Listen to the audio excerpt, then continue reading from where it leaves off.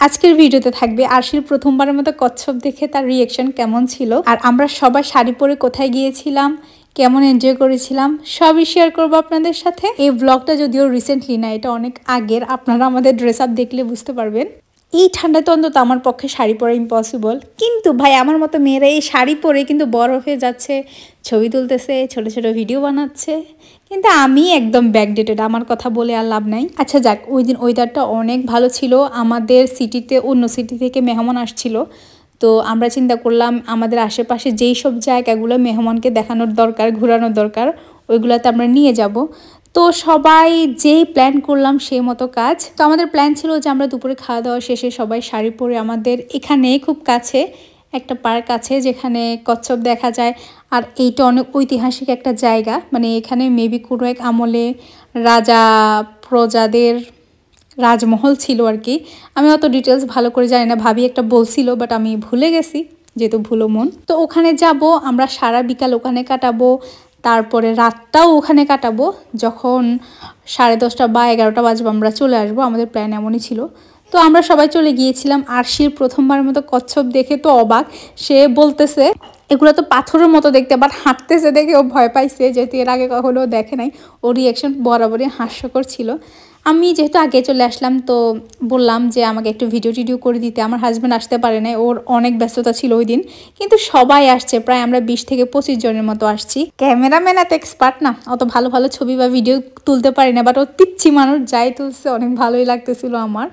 এরপর আমি ওয়েট করতেছিলাম ওদের জন্য, কিন্তু সবাই আসতে আসতে প্রায় সন্ধ্যার আগ হয়ে গিয়েছিল, মানে হচ্ছে প্রায় আলো ডুবে যাবে এমন হয়ে গিয়েছিল। তো সবাই এসে ইচ্ছে মতো ছবি তুলছে, ভাইয়া আমাদেরকে অনেক হেল্প করছে। এই যেখানে আমরা মহিষী নারীরা সবাই দাঁড়িয়ে আছি আর ভাইয়া আমাদের ছবি ক্যাপচার করতেছে।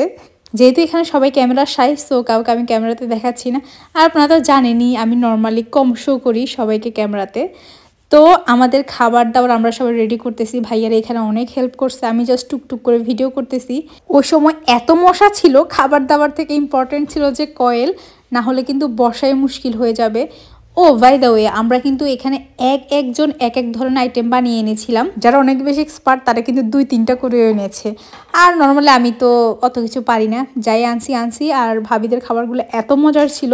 এটা আমাদের সেই ফেমাস পান্তুয়া পিঠা, অনেকে জানেন, আমার ব্লগে দেখেন। এটাও হাতে বানানো একটা কেক, তারপরে সাথে ছিল তরমুজ, আরও অনেক রকমের খাবার, ফুচকা, চটপটি। হাতে বানানো যে মাফিনটা ছিল এটা এত মজা হয়েছে। এটা হচ্ছে যিনি আমাদের সিটিতে মেহমান আসছে ওই ভাবিটাই বানিয়েছিল।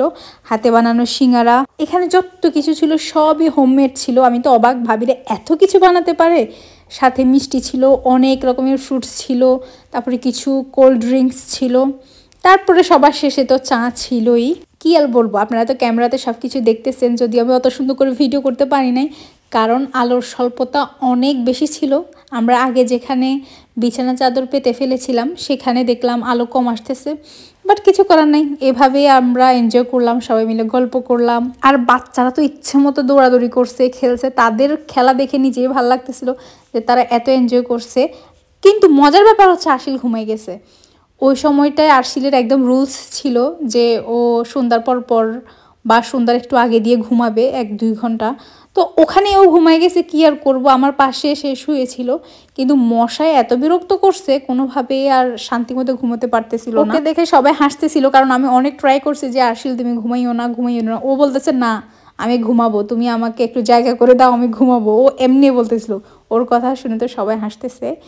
এই যে ভাইয়া এখানে সবচেয়ে এনজয় করে, ভাইয়া সব সময় আমাদেরকে একদম মাতিয়ে রাখে।